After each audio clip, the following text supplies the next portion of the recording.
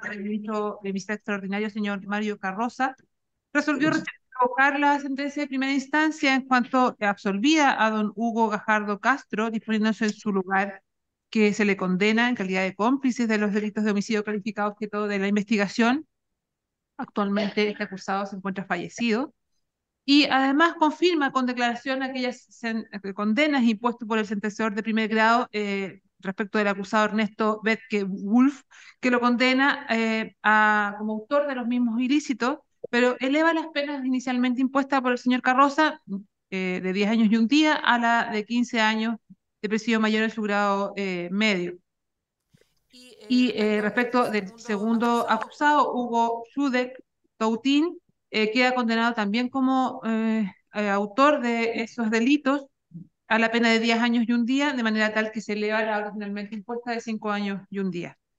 También, señoría, hago saber que la sentencia de primera instancia imponía una condena en calidad de autor a Guido Riquelme Andaur, que actualmente se encuentra fallecido, respecto del cual la sentencia de segunda instancia aprueba el sobreseimiento definitivo. Y en lo civil, la sentencia de primera instancia fue confirmada con declaración aumentando las indemnizaciones que fueron reguladas inicialmente en 20 millones para los hermanos y madre de las víctimas y 40 millones al padre, regulando todas prudencialmente en torno a 80 millones de pesos para cada uno de los demandantes. ¿A cuánto es? 80 millones. Señoría, entonces, como hechos de la causa, En parte civil no está no recurrido. está recurrida.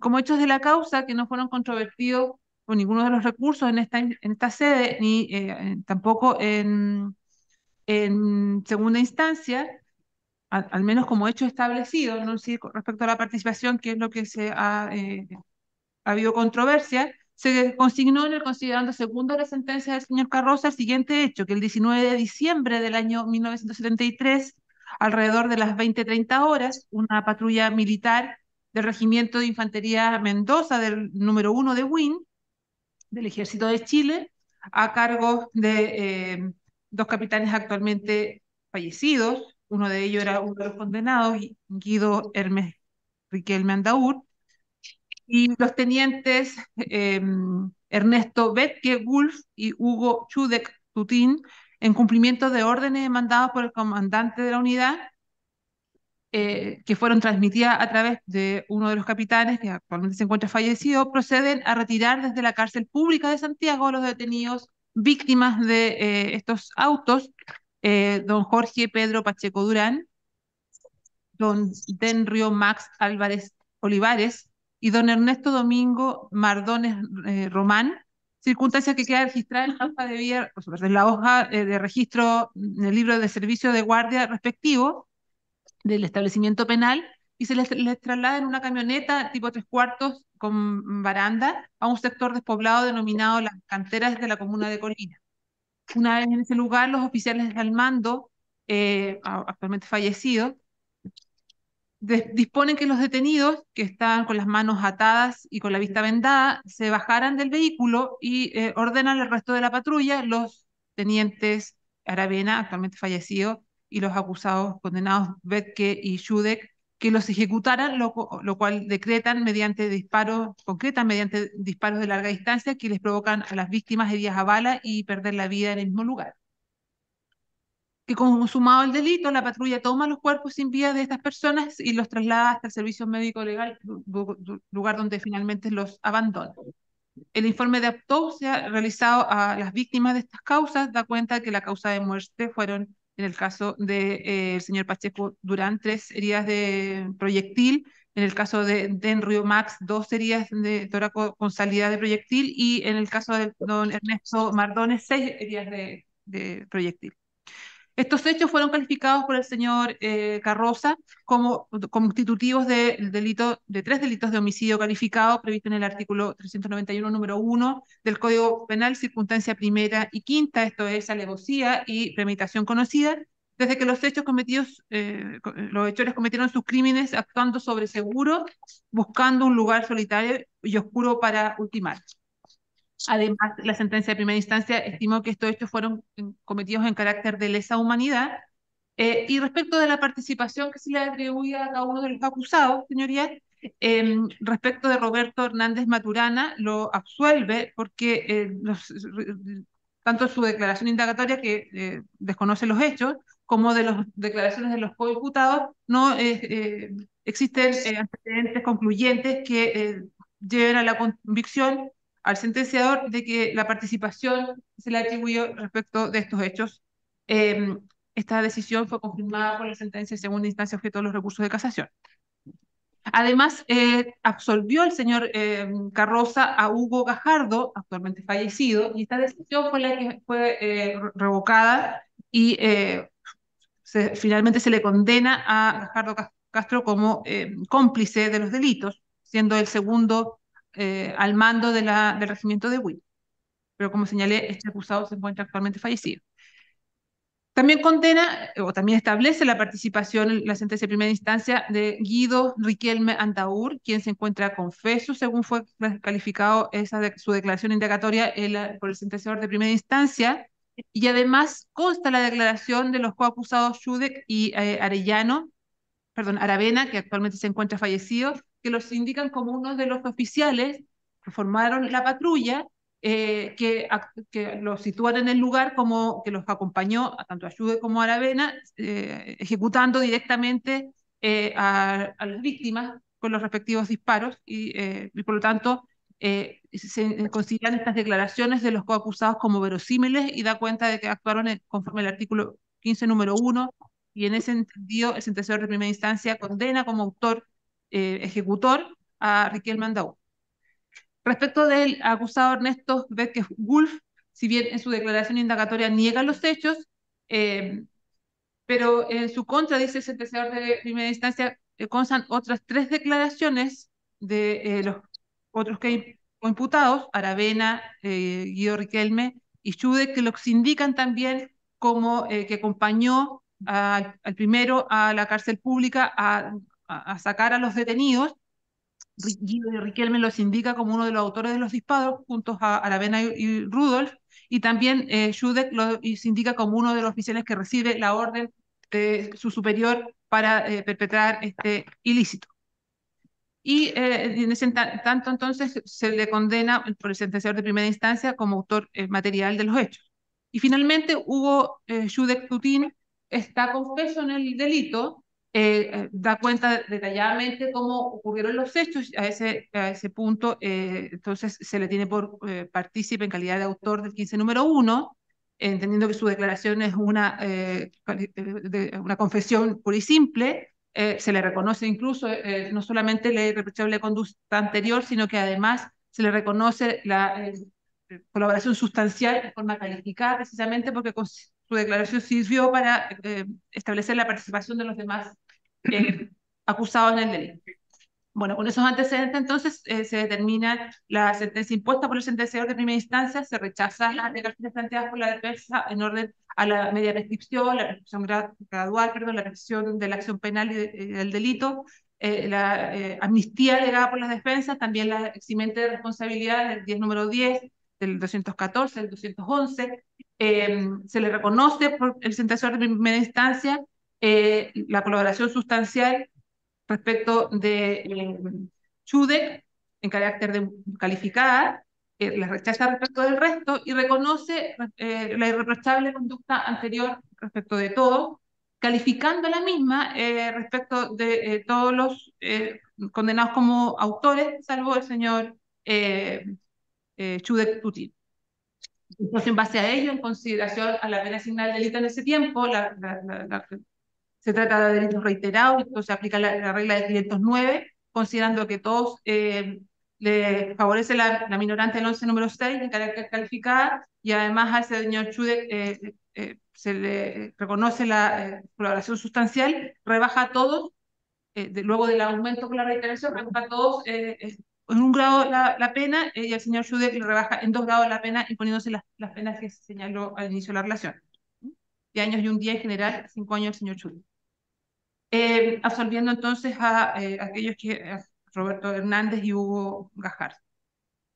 Esa decisión, como señalé, señoría, fue objeto de recursos por parte de las defensas y un recurso de casación, los que fueron desestimados, confirmándose respecto de la decisión condenatoria, eh, aquella que le impone participación como autor a Ernesto Betke y Hugo Chudek, estimando que los antecedentes dan cuenta de su participación en forma directa en los hechos, porque son oficiales que estaban en la patrulla que en realidad ejecutaron el hecho ilícito, pero sí modifica la pena impuesta precisamente porque entiende que concurre la ignorante de reprochable conducta anterior, pero no en carácter de calificada, lo mismo que la colaboración sustancial, si bien hay antecedentes para dar cuenta que favoreció su declaración a determinar las circunstancias detalladas con que se cometieron los hechos, no así como un carácter mayor para calificarla, por lo mismo entonces aumentan las penas originalmente impuestas en los términos señalados al inicio de la relación. Y contra esta decisión, entonces, ya la que convoca la vista de la presente causa, señoría, en primer lugar recurrió de casación en fondo la defensa de Guido Riquelme, que, como señalé, señoría, luego de la dictación de la sentencia y de haber seducido el recurso, consta su fallecimiento, y en ese entendido fue dispuesto el sobreseimiento definitivo por la Corte de Apelaciones de Santiago. ¿Quién viene por él en la pintura? ¿Abogado? El abogado que viene por él, no, hoy día no comparece, señoría. No comparece. No comparece, no. Luego, en segundo lugar, recurrió de casación en el fondo la defensa de don Ernesto Bezque, el abogado Luis Ferrada, invocando simultáneamente la causal primera y séptima del artículo 546 por infracción, según lo que señala el recurso, de los artículos 541 a 488 del Código de Procedimiento Penal, en forma genérica cita todos estos artículos, y suma la infracción al artículo 43 de ese mismo cuerpo normativo, artículo 115 y 103 del Código Penal, por no haberse reconocido la minorante de prescripción gradual, y además en el cuerpo del recurso se hace alusión a una causal de casación en la forma 541 número 9, en relación al 500 número 7, por esta falta de fundamento al adoptar las decisiones que debieron haber sido sustento de razonamiento probatorio que contenido la sentencia. Y entonces, en definitiva, solicita la absolución o en subsidio se aplique la prescripción gradual. En tercer lugar, señoría, recurrió de casación la defensa de Hugo Gajardo Castro a través del abogado Luis Núñez, que no comparece el día de hoy.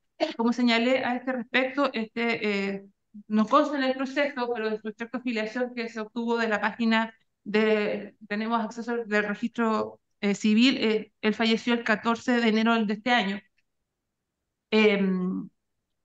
No, ¿es necesario que me haga referencia? No. No.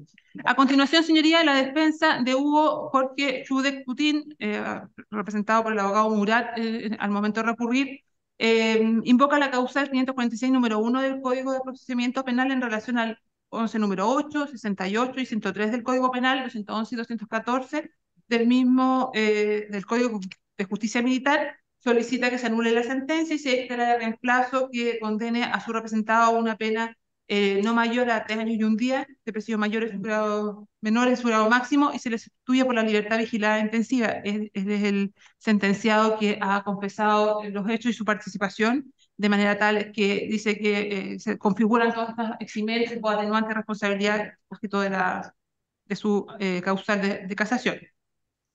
Y a continuación, señoría, se recurre de casación en el fondo, también siempre por el aspecto penal de la sentencia, tanto la creyente y demandante civil como el programa de derechos humanos y la agrupación de familiares ejecutados políticos, siempre por diversas causales, pero contra la decisión que calificaba la participación de cómplice de Hugo Gajardo Castro, que actualmente se encuentra fallecido, así que a menos que su señoría disponga de otra cosa, dejo eso eh, para preguntas si es que hubiera, pero No.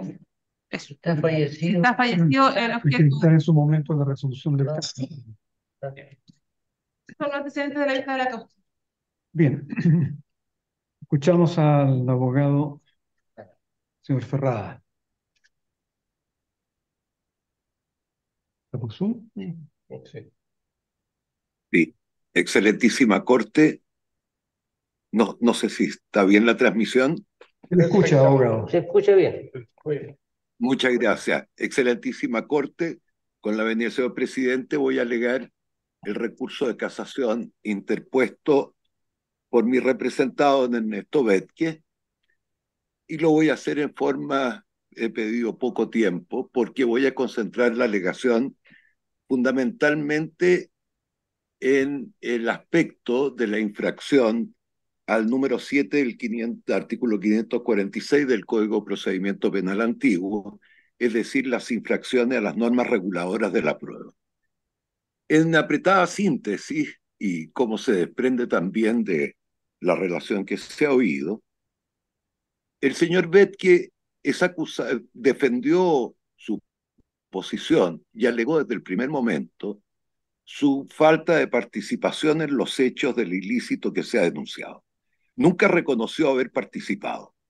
No obstante, y como puede leerse del considerando número 17, la sentencia en que los jueces de Corte de Apelaciones dictaron el fallo que viene recurrido de casación, en el considerando 17 se establece que la autoría y que la inculpación que se le efectúa fundamentalmente radica en dos declaraciones que son dos delaciones, hechas por dos personas que confesaron haber sido partícipe de los mismos hechos. Uno, el señor Kenny Aravena, que luego de hacer la delación y de haber involucrado al señor Betke como uno de los partícipes, fallece, no siendo posible en consecuencia, durante el curso de la investigación, porque falleció durante la etapa sumarial, nunca haberlo contrastado en sus declaraciones, nunca hubo careo con él, nunca hubo posibilidad alguna de contrarrestar el por qué se indicaba al señor Kenny Aravena al señor Betke como partícipe. Señor Aravena, hago mención que al mismo tiempo que había sindicado al señor Betke como partícipe, había también sindicado al señor Hernández, que luego va a ser declarado judicialmente como no partícipe de los hechos, en la misma patrulla. Es decir, el señor Aravena, antes de fallecer, incluyó como parte de la cuadrilla, como expresa la sentencia, que habría ejecutado los homicidios, tanto al señor Betke como al señor Hernández, que después fue declarado inocente, repito. Y la otra mención, la otra delación, es la que hace el señor Chudek, que la hace de una forma, también como puede leerse en el considerando número 16 en relación con su participación, de un modo genérico, porque él dice, recuerdo que había participado o integrado a la cuadrilla el señor Betke y otras oficiales más cuyos nombres no recuerdo. Es decir, hace una declaración completamente indeterminada. No hay, y en esto debo puntualizar con mucha precisión lo expresado por la señora relatora, no hay una declaración distinta que estas dos. Es decir, ella dice que el señor Guido Riquelme también reconoció al señor Betke como partícipe en la integración de la cuadrilla, pero eso no consta en el procedimiento que sea así. Y vuelvo a repetir, en el considerando 17 de los jueces de alzada, las únicas dos menciones que hay al señor Betke, que están por lo demás en el afoja 1062 y 1424, que son las relativas al señor Kenny Aravena, y afoja 1795 y 1848, que son las que corresponden al señor Chudek, no hay otras declaraciones distintas que esas dos. Y ambas tienen el carácter de delación y acompañada de una confesión y de delaciones que para el caso del señor Chudek fueron hechas, digámoslo derechamente, bajo su propio interés. De manera tal de que todo el fundamento a que alude la sentencia que viene recurrida a casación son estas dos delaciones. A juicio de esta defensa, estas dos declaraciones, en la forma en que ha sido hecha, como base de presunciones, en realidad, a juicio nuestro, no son fundamentos suficientes contra el principio de inocencia constitucional alegado siempre por el señor Betke, a los efectos de haber constituido presunciones serias, sólidas, básicas, como para haber imputado la participación que el señor Betke nunca reconoció. Es curioso, el señor Chudek, que es quien declara, como también lo ha dejado constancia la señora relatora, tiene una pena inferior de solamente 10 años y se ha beneficiado indudablemente con la declaración que hizo. El señor Hernández, a quien el señor Kenny Aravena también implicaba como integrante de la cuadrilla que habría ejecutado los homicidios, es declarado inocente. Y en definitiva el señor Betke, que alegó igual falta de participación desde el inicio, es entre todos los condenados el que mayor penalidad lleva, porque solo se le reconoció una minorante y ninguna otro aspecto más de los declarados. A juicio de esta defensa, eh, los fundamentos establecidos en el considerando 17 de la sentencia que viene recurrida en nulidad o de casación, sin duda que no hacen parte, no forman la base necesaria como para haber formado convicción o como para haberse confirmado o elaborado presunciones que permitan una convicción de su participación, lo que importa, a juicio nuestro, una infracción grave al número 7 del artículo 546 del Código de Procedimiento Penal, en el sentido que constituyen una infracción clara a las normas reguladoras de la prueba. Quiero decir también, su señoría, para no alargar demasiado inconvenientemente esta alegación, y lo hago no a título personal, sino que a solicitud del condenado, que vale la pena en el caso de él reflexionar acerca de un tema de derecho penal que tiene mucha importancia y que rara vez se trae a colación o se ha traído a colación en estos juicios. Pero me refiero al caso de él, y así me lo ha solicitado, en el sentido de cuál es la filosofía o el sentido que tiene, en su caso, la penalidad que se viene imponiendo. La realidad es que el señor Belke está próximo a cumplir los 80 años y hace muy pocos días atrás ha entrado a cumplir una pena de privación absoluta de libertad de 25 años, de modo tal de que la pena impuesta, porque se le atribuyó también participación en el estadio, en el caso del Estado de Chile, en los homicidios Víctor Jara y don Litre Quiroga. Él estaría cumpliendo la primera penalidad que ya ha comenzado a cumplirle efectivamente cuando tenga 105 años de edad, y si se aplicara la pena y el sentido de la pena actual que se viene proponiendo, serían 15 años más, con lo cual se elevaría a 40 años. Surge una reflexión. ¿Qué es útil hacerla, cree esta defensa, en estos días? Y que una reflexión estrictamente ajustada a la doctrina y a las normas del derecho penal nacional e internacional. ¿Qué sentido tiene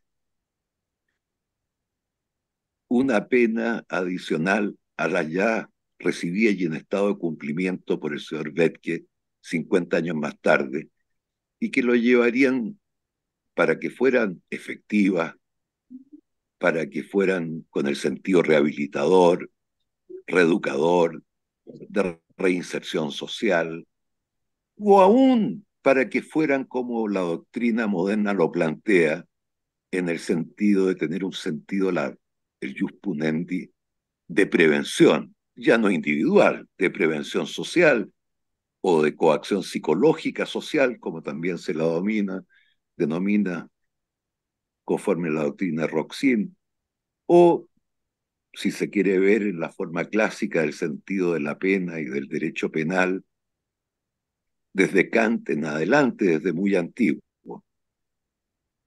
se está aplicando una penalidad de que se llegaría a los 40 años para un hombre de 80 años y que se supone en consecuencia que tendría 120 años de edad al cumplirla, lo que es naturalmente una condición imposible de cumplir. Me ha pedido por lo mismo el señor Betke, que me había solicitado inicialmente que no hiciera este alegato. Yo creí que era del deber profesional hacerlo, que había que cumplir por respeto a vuestra señoría excelentísima en todos los trámites propios del recurso deducido, pero le prometí a él que iba a hacer esta reflexión para también consideración de vuestra señoría. Es cuanto puedo decir, señor presidente. Bien, gracias, abogado.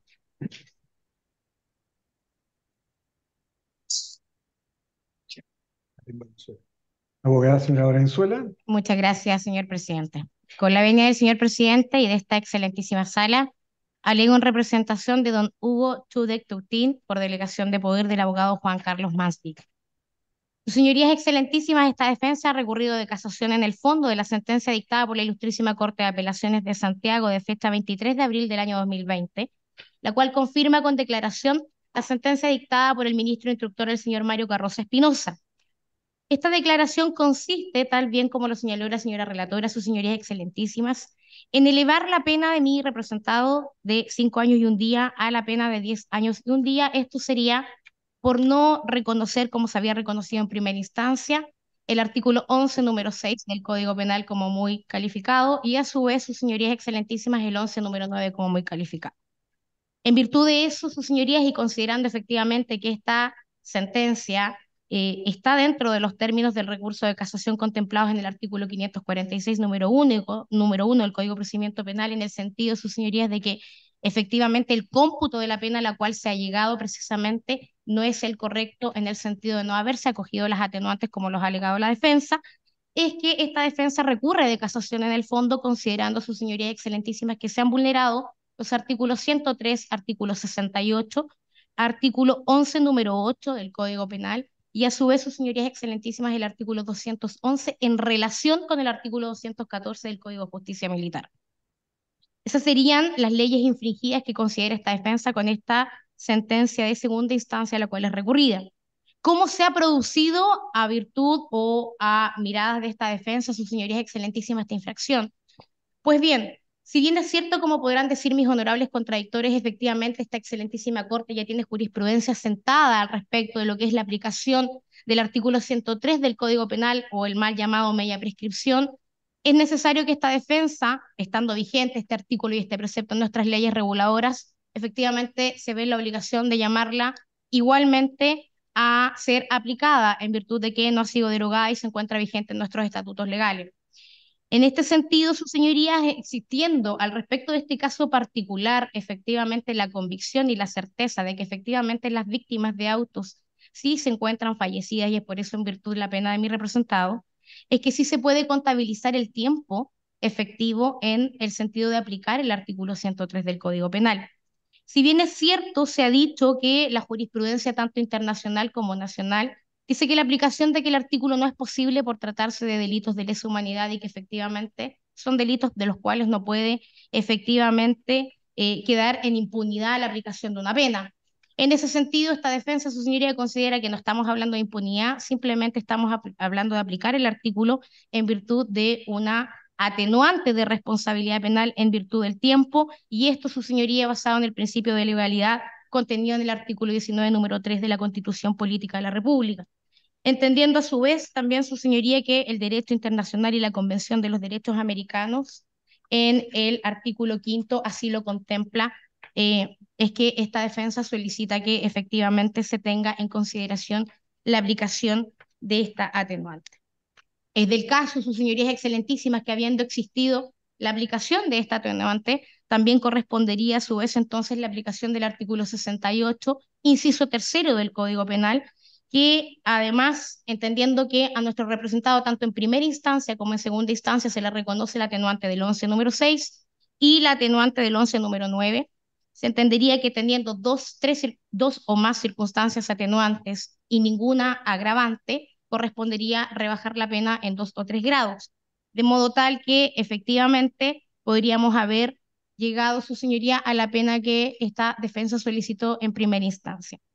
Y hago énfasis, su señoría, en la aplicación de la segunda atenuante que esta defensa solicita, que es la aplicación del atenuante del 11 número 8.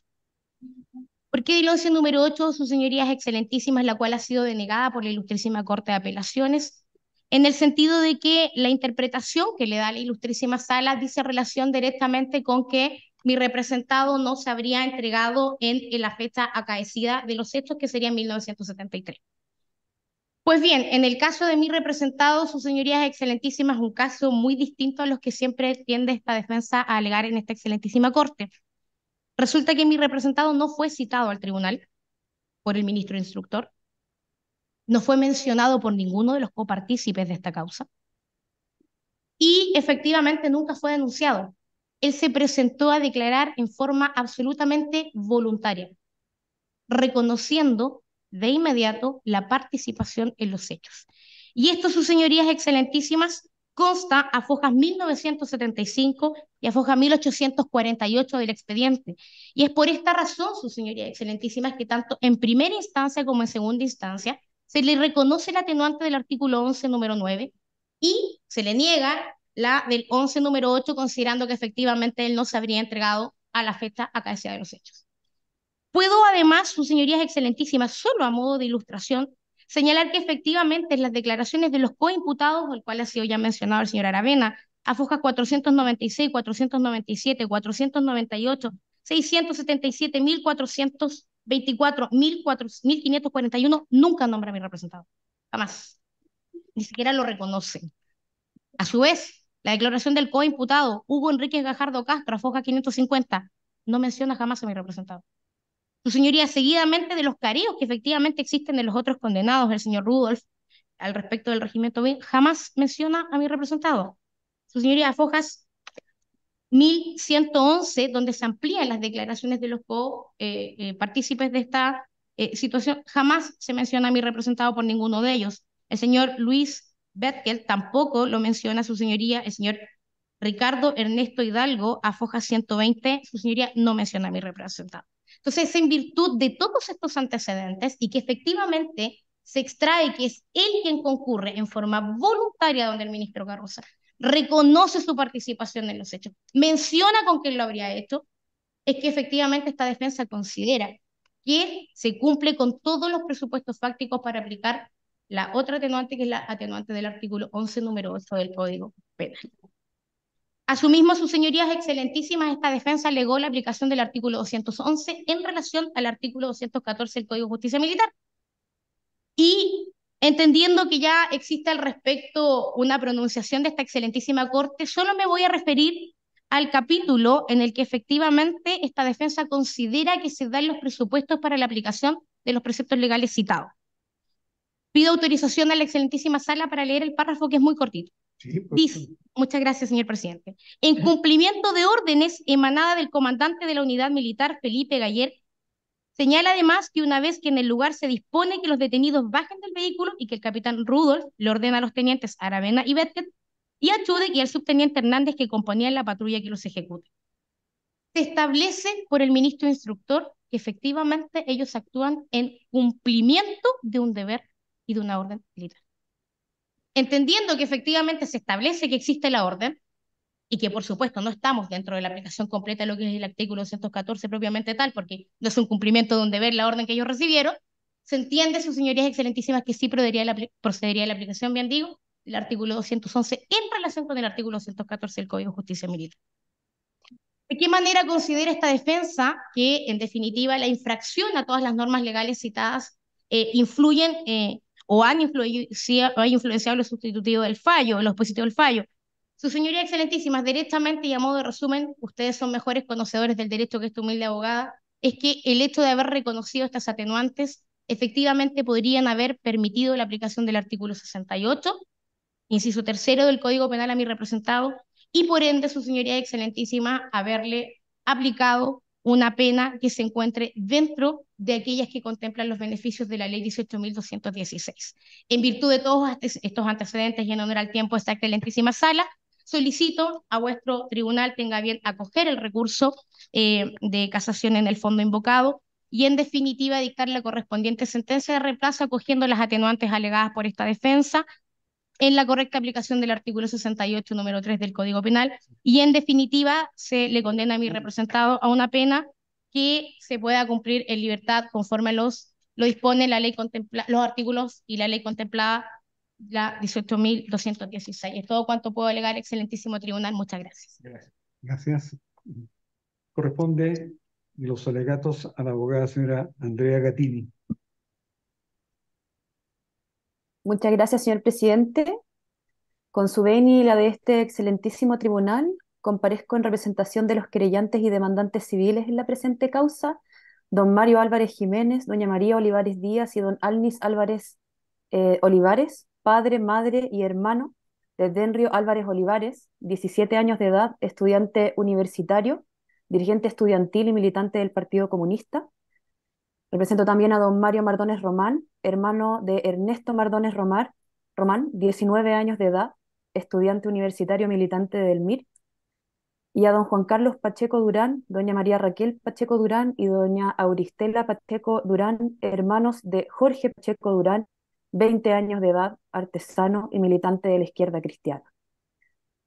Sus señorías excelentísimas, en virtud de lo que hemos escuchado en la relación respecto a la circunstancia del fallecimiento del condenado Hugo Castro Gajardo, lo que viene a solicitar esta parte entonces es que se acoja el recurso de casación en el fondo impetrado por esta parte y declare nulo el fallo dictado por la Ilustrísima Corte de Apelaciones de Santiago, pero en la parte que concede a los condenados la minorante de responsabilidad del artículo 11, número 6 del Código Penal, y de forma separada, pero acto seguido, dicte la correspondiente sentencia de reemplazo que confirme las condenas a los señores Ernesto Betke Wolf y Hugo Chudek Toutín, pero rechace la aplicación de esta minorante y aumente las penas impuestas al máximo posible.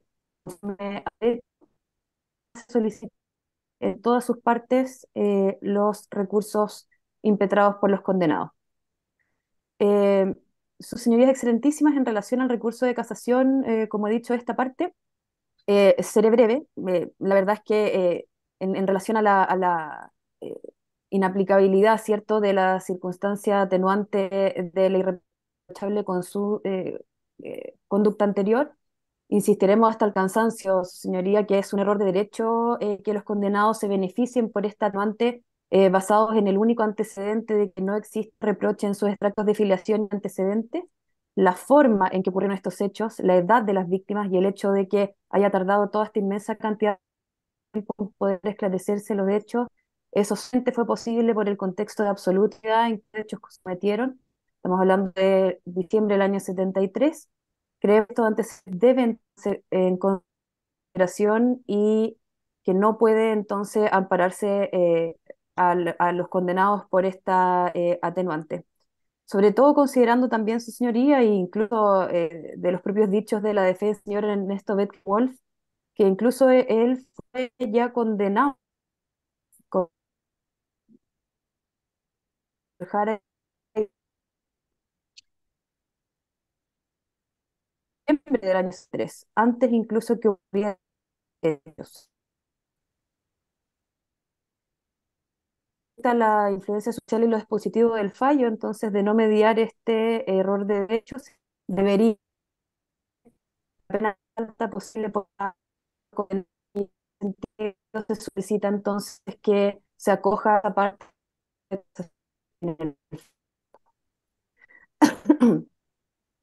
respecto de los recursos de casación de las defensas. Primero me haría cargo del recurso de casación en el fondo interpuesto por la defensa del señor Ernesto Betke Wolf, ateniéndome al contenido estricto del recurso, señalar que en las primeras páginas, digamos alrededor de un tercio del recurso, bajo el título Antecedentes de especial consideración, lo que hace la defensa es que hace una crítica, digamos, respecto al actuar de los tribunales, que en realidad no deberían tomarse en consideración en un recurso de derecho estricto porque no explica ninguna infracción de ley, señoría. hace una crítica al tribunal en realidad por condenar al señor Betke por la declaración del señor Chudek, a quien lo trata de delator, ¿cierto? Como si ese fuera el único elemento que fundamentó la condena del señor Betke, pero no haciéndose cargo de los otros elementos de cargo que lo inculpan. Dice que la declaración del señor Chudek no fue considerada suficiente para calificar la atenuante del 11 número 9 que le fue concedida, y entonces esa declaración entonces no debería ser relevante tampoco como un elemento de cargo para finalmente condenar al señor Betke. Compara también la situación del señor Betke con el absuelto Roberto Hernández, quien también fue identificado por el fallecido inculpado Kenny Aravena, quien claramente lo confundió, su señoría excelentísimas. Entonces señala la injusticia de que se absuelva a uno y se condene al otro. Y en fin, su señoría lo que hace es confundir en realidad lo que es la colaboración sustancial, que es una cosa, ¿cierto?, para esclarecer los hechos, y otra cosa es lo que se requiere en realidad para calificar esa atenuante, que sería que aquella declaración fuera absolutamente determinante para esclarecer los hechos, lo que acá no ocurre porque se esclarecen los hechos con mucho más antecedentes que solamente la declaración del señor Chude. Señoría, en una segunda sección, que ya propiamente tal respecto del recurso de casación en el fondo, invoca las causales del 546 número 1 y número 7, alegando que se infringen de manera genérica los artículos desde el 451 a 488 del Código de Procedimiento Penal. También alega infringidas todas las normas del libro segundo del juicio ordinario de mayor cuantía del Código de Procedimiento Civil por aplicación del artículo 3 y 43 del Código de Procedimiento Penal, pero no señalando ninguna norma infringida del Código de Procedimiento Civil, cuestión que la verdad no se entiende muy bien. Y también alega el artículo 15, número 3 y 103 del Código Penal. Hay que comentar, señoría, que la parte petitoria de este recurso señala que en realidad lo que se alega infringida por la defensa son las normas que fijan el modo en que es valorada y apreciada la prueba. Sabemos que eso obviamente no corresponde a la defensa, sino que a los tribunales, y no son normas reguladoras de la prueba, como ya ha dicho esta excelentísima sala. Eh, Tenemos que agregar también, su señoría, que en cuanto a las causales que invoca, el recurso está mal planteado porque invoca causales que son contradictorias a las pretensiones de la defensa. Sabemos, ¿cierto?, que la norma del 546 número 1 habla de delincuente, por lo tanto, se aplica a la persona que efectivamente comete el delito, cosa que con tanta vehemencia, ¿cierto?, niega la defensa, y por lo tanto esta causal, la verdad es que no sirve para alegar la falta de participación, como lo ha querido explicar. Luego, su señoría, se refiere en extenso a la supuesta injusticia, ¿cierto?, de no creerle al señor Betke en su declaración de que es inocente, y dice que las declaraciones de Kenny Aravena y de Hugo Chudek serían imperfectas, vagas e imprecisas, así lo dice, que son en el fondo las sentencias que fundamentan su condena, y alega entonces infringido el artículo 488 respecto de esos antecedentes. Pero, ¿qué es lo que dicen esas declaraciones, señorías excelentísimas? Kenny Aravena Sepúlveda, a fojas 1062-1424, declara pormenorizadamente todo lo que ocurrió en este operativo con los detenidos. Señala que el capitán Rudloff y el capitán Riquelme le ordenan a él y a los tenientes Ernesto Betke y Roberto Hernández integrar una patrulla para retirar de la ex cárcel pública por orden del comandante del regimiento a 3 detenidos, el día 19 de diciembre del año 73. Que el hecho de que él firmó el libro de retiro de los detenidos de la cárcel no significaba que él haya estado a cargo de la patrulla, sino que eso ocurrió porque era el teniente más antiguo. Señaló que esta patrulla estaba compuesta por 5 personas: el capitán Rudloff, el capitán Guido Riquelme, el teniente Ernesto Betke Wolf, el teniente Roberto Hernández y él, que al sacar los detenidos lo ubican en la parte trasera de esta camioneta 3/4 junto a los tenientes que iban en ese sector, y en vez de ir al regimiento Buin, ellos se dirigen a un sector de una cantera abandonada en la comuna de Colina. Ahí los capitanes le ordenan que bajen a los detenidos y que los eliminen de forma individual. Él señala que él disparó directamente a uno de los detenidos y que los otros 2 detenidos de espalda y de pie fueron ultimados por el resto de los tenientes. Señaló que no hubo intento de fuga de los detenidos y que luego suben los cuerpos al vehículo y los dejan en el servicio médico legal. Esto, su señoría, también fue, digamos, controvertido quizás en una diligencia de careo que sí se realizó entre el inculpado Kenny Aravena Sepúlveda y el señor Ernesto Betke Wolf, que consta a fojas 1133, donde Aravena mantiene sus dichos. Por otra parte, su señoría, ¿qué es lo que dice Hugo Chudek Toutín, a fojas 1795? Señala que él se desempeña en el regimiento Win desde 1971 al año 77 como subteniente, como subteniente para el mes de septiembre del año 73. Él acepta que participa en las ejecuciones de las víctimas del proceso, señala que el capitán Rudloff lo designa dentro de un pelotón de fusilamiento, o sea, él sabía lo que iban, compuesto por él, el teniente Keri Aravena y el teniente Ernesto Betke, capitán Rudloff y capitán Guido Riquelme. Declara que ellos no fueron a buscar a la ex cárcel pública a los detenidos, sino que se habrían ido directamente a las canteras de Colina. Recuerda que él, el capitán Rudloff, Aravena y Betke dispararon, lo recuerda. Dice que respecto de Riquelme no está seguro, pero recuerda respecto de los otros implicados, que señala que la orden de disparar la habría dado Rudloff, que era el capitán que estaba a cargo del operativo, y que luego los cuerpos fueron subidos a este camión y él con Kenny Aravena los llevan al servicio médico legal. En su declaración después también, a fojas 1848, su señoría excelentísima, agrega que cuando le dieron a él la instrucción de formar este pelotón de fusilamiento, que se la dio el capitán Rudloff, estaba junto a él Ernesto Betke Wolf. Circunstancias que también había dejado constancia en el careo que consta en autos a fojas 1841. Entonces, su señoría, acá hay dos miembros confesos de la patrulla que asesinó a las víctimas, que han declarado con lujo de detalles, su señoría, cómo, cuándo y dónde lo hicieron, identificando de manera sin duda, digamos, que dentro de esa patrulla también estaba Ernesto Betke Wolf. Incluso agreguemos que el señor Chudek reconoce que Ernesto Betke estaba con él cuando recibe las instrucciones. Entonces, esto fue tomado en consideración por el Tribunal de Primera Instancia, su señoría excelentísima, considerando undécimo y duodécimo, y también confirmado eso por el Tribunal de Segunda Instancia en el considerando séptimo, cuestión que, por cierto, nosotros venimos a solicitar que ese criterio, digamos, persista. La defensa alega, señoría, en su recurso que no es aplicable el artículo 482 sobre la confesión respecto del señor Betke porque no habría confesado su participación. Pero lo que en verdad señala su señoría excelentísima el Tribunal de Segunda Instancia en este considerando 17º es que precisamente por estos contundentes elementos de prueba, ¿cierto? Dos partícipes confesos que lo identifican, entonces no es aplicable el artículo 482 porque no se le puede dar valor a las alegaciones del señor Betke de su falta de participación. Entonces, no es que se esté condenando por dicha norma, como lo dice el recurso, sino que todo lo contrario dice que no aplica. También su señoría excelentísima, y como ya escuchamos en la relación, alega en una parte del recurso que se habría incurrido en un vicio de nulidad formal, aquel establecido en el artículo 541 número 9 en relación al artículo 500 número 4 del Código de Procedimiento Penal, pero en realidad no presenta ningún recurso de casación en la forma, entonces solamente contribuye esto en realidad a los errores en el planteamiento del recurso.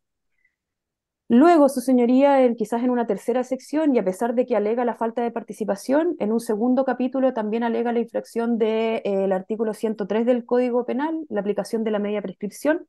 La verdad es que esta abogada no cree que haya que redundar en discusiones que están absolutamente zanjadas por esta excelentísima sala.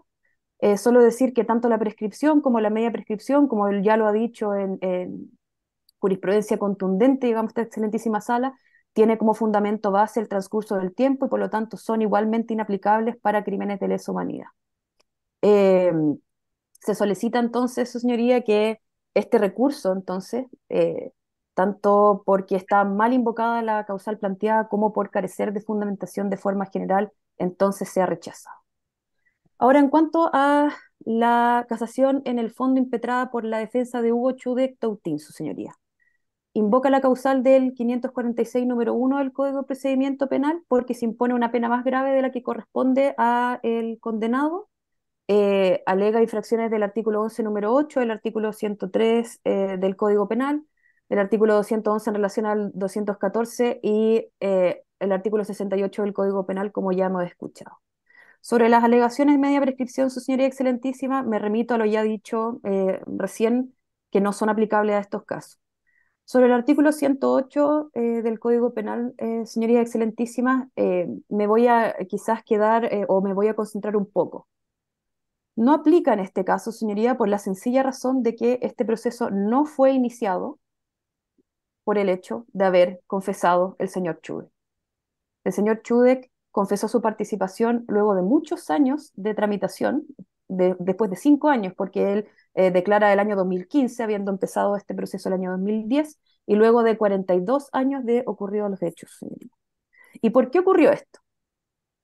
Porque la defensa del condenado, perdón, del inculpado y absuelto, Roberto Hernández, solicitó una diligencia, solicitando esta citación a declarar, ya que al verse implicado sin tener ninguna participación, sin tener nada que ver con lo que ocurrió, Hernández decide buscar a estos otros implicados en los hechos y se juntó con ellos a hablar. Por lo menos eso es lo que señala, ¿ya? Y habiéndose juntado con Hugo Chudek, el señor Chudek le sincera que él sí participó en los hechos, pero que no iba a hablar salvo que alguien lo implicara. Estas reuniones, su señoría, se explican con absoluto detalle, estoy hablando fechas, horas, circunstancias, en un escrito presentado por la defensa del señor Hernández que consta a fojas 1767, fecha 11 de junio del 2015. Y a través de eso se acompañan como documentos un detalle que hace Roberto Hernández sobre estas reuniones y qué es lo que se habló. Entonces, no es que se haya llegado y presentado el señor Chudek así de la nada, espontáneamente, a confesar lo que había pasado, sino que el señor Chudek es citado por esta solicitud de diligencia de la defensa del señor Hernández y él mismo declaró en su declaración que consta a fojas 1795 y siguientes que él era, bueno, al que cuando le preguntaron directamente si Roberto Hernández había participado en los hechos, él dijo que no, que él era amigo del señor Hernández y que estaba seguro entonces de que no había participado. Esa fue la razón, su señoría, porque estaba implicado un amigo de él que no estaba, que en el fondo estaban echándole la culpa en reemplazo suyo. De todas formas, su señoría, más allá de esto, ¿cierto? De que no fue, digamos, por una bondad de su corazón a prestar una confesión, sino que eh, eh, hay que considerar que esta declaración, de todas formas, igual fue considerada para configurar la minorante de responsabilidad del artículo 11, número 9, porque él sí efectivamente colabora dando antecedentes que fueron importantes para el esclarecimiento de los hechos, y entonces eso ya fue considerado para la configuración de esa atenuante. Ya, su señoría, en relación a la atenuante establecida en el artículo 211, en relación al 214 del Código de Justicia Militar, no es aplicable a los crímenes de lesa humanidad. Los crímenes de lesa humanidad no son ni delitos militares ni delitos comunes, y de acuerdo a lo señalado, también recogido por el fallo de segunda instancia, cualquier ser humano, ¿cierto?, puede discernir al momento de cometer o no crímenes de esta naturaleza.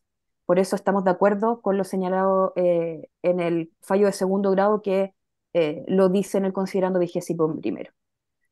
También me remito respecto de esto, señoría, a lo fallado en el caso Conferencia 2, que es lo últimamente fallado en relación a la inaplicabilidad de esta atenuante, el 144-242 del 2020, considerando 28º, que señala que los hechos asentados no constituyen actos propios de la función militar porque nunca lo será cometer crímenes de esta naturaleza.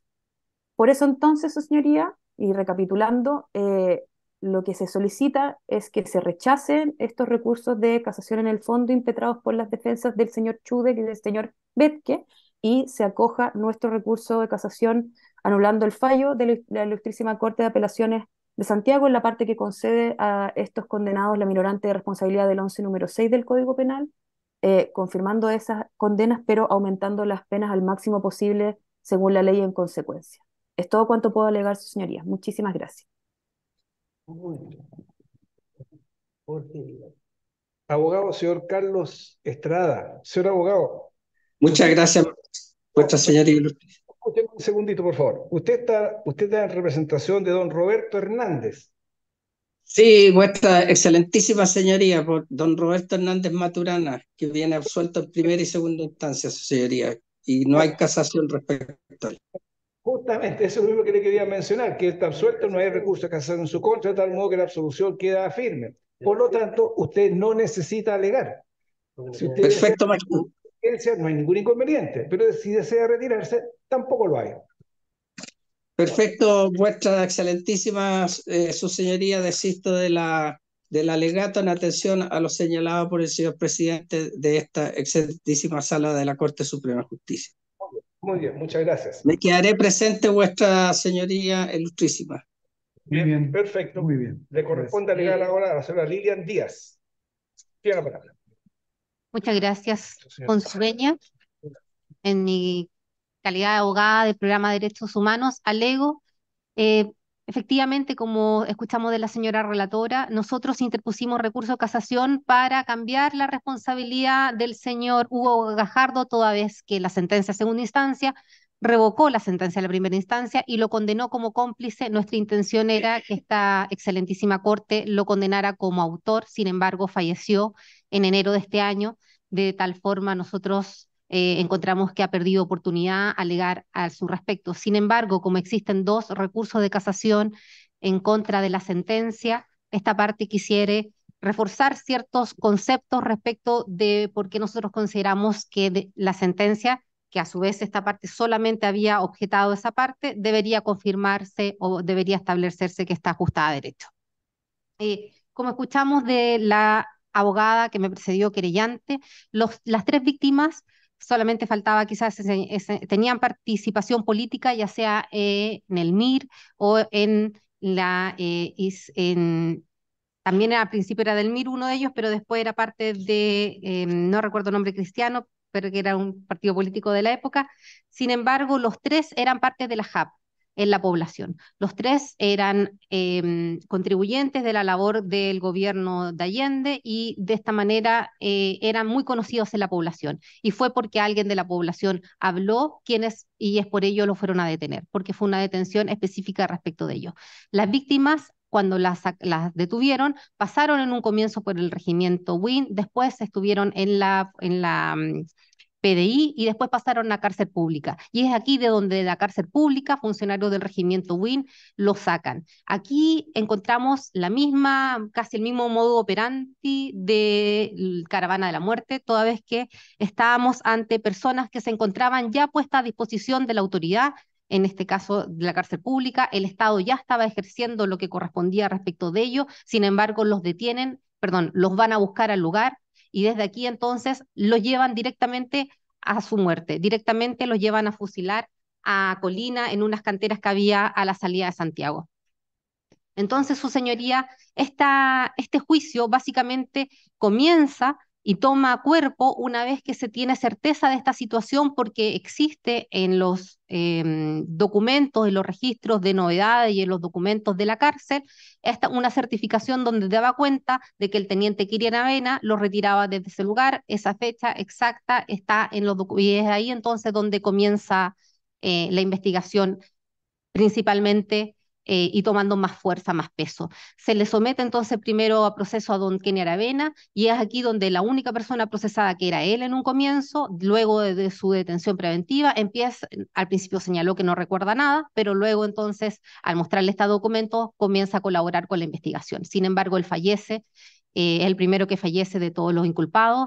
En el proceso. Luego fallecen dos personas más, que es la persona Hugo Jardo, y antes también falleció otro de los 5 primeros inculpados que nos encontramos en este proceso. Entonces, aquí nos damos cuenta de que la justicia se ha tardado en llegar, toda vez que 3 de los condenados ya se encuentran fallecidos. Y también aquí existe otro antecedente importante, que lo pongo en antecedente. Esta causa se encontró paralizada alrededor de 9 meses, toda vez que también una de las defensas solicitaron el recurso de inaplicabilidad ante el Tribunal Constitucional, y eso también demoró que nos encontráramos hoy día discutiendo esto. Y esta demora también, y aquí parto por el primer recurso de casación de las defensas, que esta parte quisiera señalar, que es el recurso de casación de Ernesto Betkiel-Gurf. Él efectivamente confesó el delito. Sin embargo, como lo escuchábamos de la abogada que me precedió, existe un antecedente importante que aquí se da se trata de poner la imagen de que él voluntariamente compareció y que solamente respecto de él no había nada. Sin embargo, tal como lo señaló, existe en el expediente a fojas 1787, 1787, sí, solicitud de la defensa del 11 de junio del año 2015, donde ellos dan cuenta de la solicitud de tomarle declaración a él, toda vez que la defensa, perdón, del señor Chowdik Toutin, no era él da cuenta de ciertas conversaciones que se repitieron alrededor de 4 veces en distintas oportunidades donde esta persona le comenta la participación. Y es entonces la defensa del señor Manríquez, no, perdón, tengo una confusión con los nombres, un señor, y disculpe, se lo comento inmediatamente, del señor Hernández Maturana, quien efectivamente tiene esta relación de conversación con Chowdik, es Chowdik Toutin, y es entonces en virtud de ello que se solicita la declaración, y es aquí entonces cuando él habla y cuenta lo sucedido. Entonces, no es efectivo lo que se señala que no existía o solamente, solamente él concurrió al tribunal como voluntariamente. ¿Usted se está refiriendo a Betke o a Cho o al otro? A Chudek. Chudek Toutin, Ya. sí. Chudek Toutin, que tuvo estas conversaciones con el señor, sí. Entonces, entonces para ir descartando entonces la solicitud de la aplicación del atenuantes respecto de esta solicitud. También lo señalado por la defensa, también muy cortito respecto de la aplicación del artículo 211 y 214 del Código de Justicia Militar, solamente mencionar que efectivamente la orden de ir a matar a personas no está dentro de la orden del servicio, por el contrario, tampoco son delitos comunes ni delitos militares, como ya se mencionó, toda vez que estamos hablando de delitos de lesa humanidad, de tal manera la aplicación del Código de Justicia Militar no es procedente en estos juicios. Respecto de la declaración, ahora sí, y respecto, bueno, del 103, su señoría, vuestra señoría ya conocen fundadamente los antecedentes del 103, respecto de eso entonces no me referiré en extenso, solamente mencionar que no es una minorante como se estima por la defensa, sino por el contrario, tienen la misma naturaleza jurídica de la prescripción y por el contrario el transcurso del tiempo no puede beneficiar a los victimarios en pos de las víctimas, toda vez que es precisamente el Estado que inició que este transcurso del tiempo fuera continuo y hasta el día de hoy entonces no tuviéramos justicia respecto de eso, entonces no puede haber este favorecimiento respecto del transcurso del tiempo en ese sentido. Y respecto ahora sí, vuestra señoría excelentísima, respecto de la casación interpuesto por Bettler, Wolf,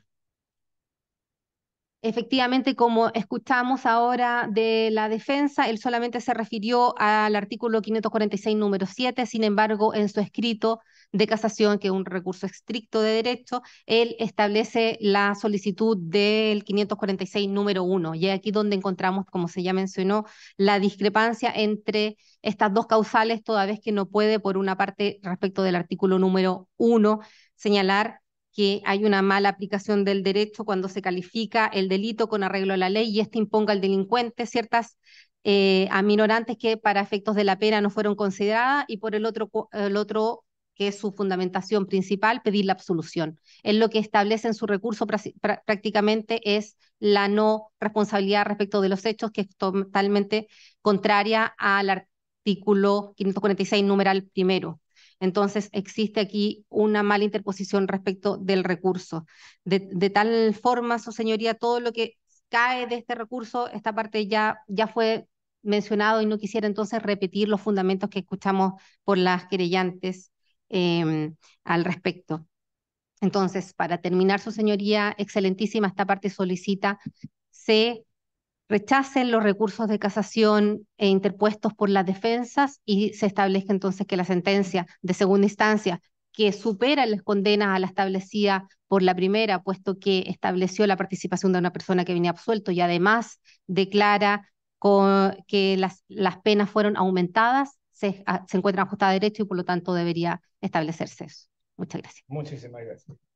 Tiene la palabra entonces ahora el abogado don Francisco Bustos.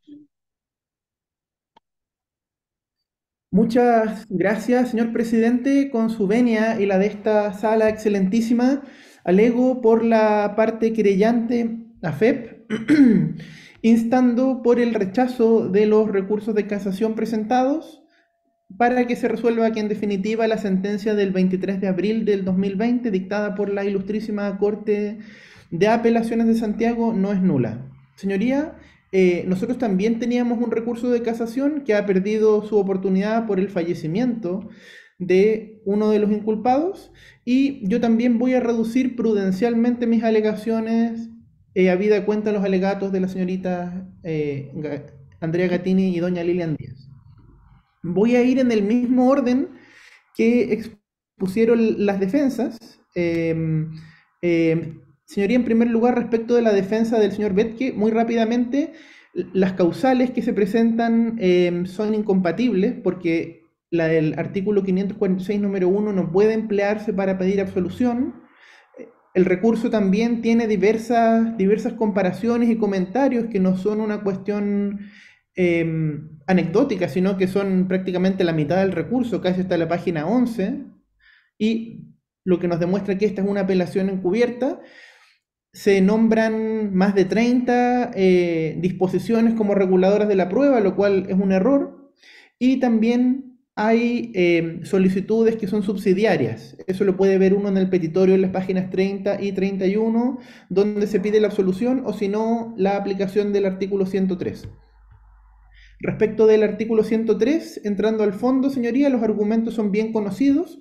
Son delitos de lesa humanidad y por tanto imprescriptibles, por lo tanto cae un requisito literal del artículo 103, pero además hay mandatos estrictos de proporcionalidad por delitos de lesa humanidad y la doctrina señala que en todo evento se trata de una norma que es facultativa para el tribunal. Señoría, por eso yo creo que este recurso debiera ser rechazado, además de los argumentos de fondo que han dado mis colegas.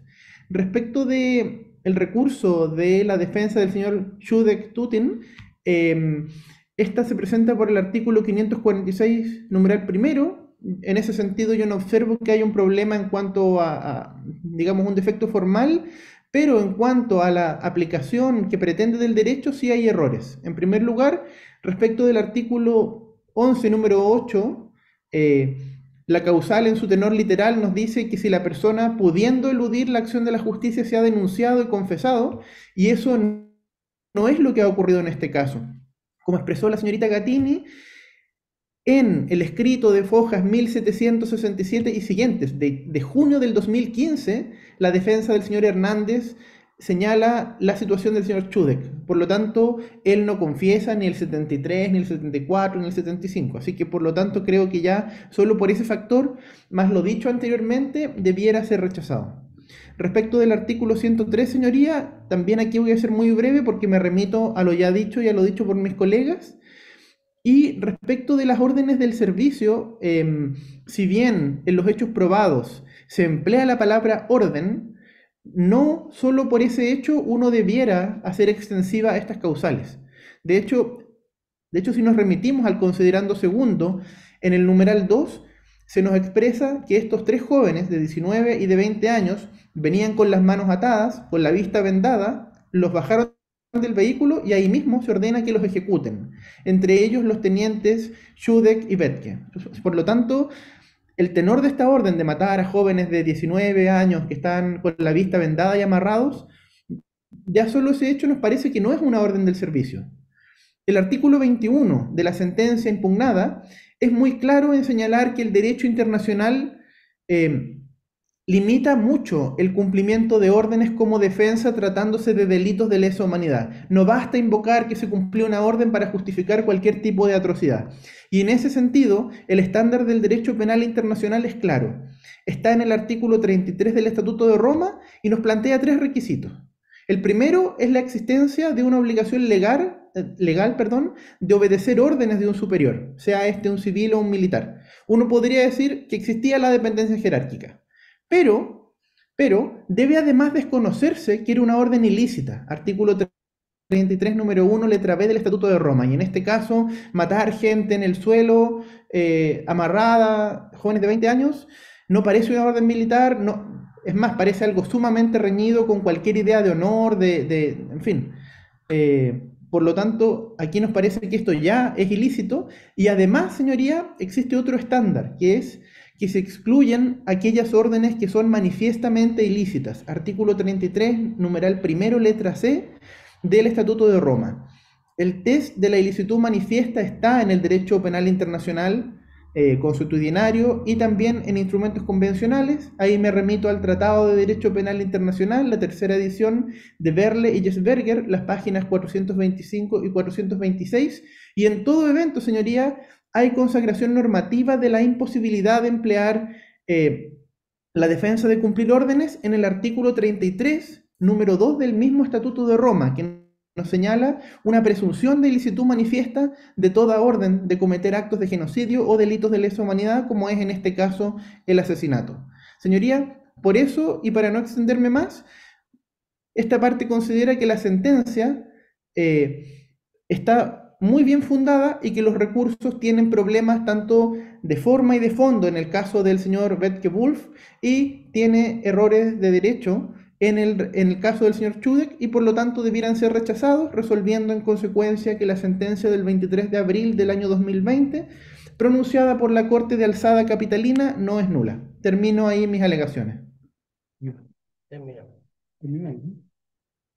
Sí, ahí terminamos. Finalizamos. Muy bien, señores abogados, muchísimas gracias por sus participaciones. Bueno, se pone término a la audiencia. Buenos días. Muchas gracias. Muchísimas gracias. Buenos días. Buen día a todos.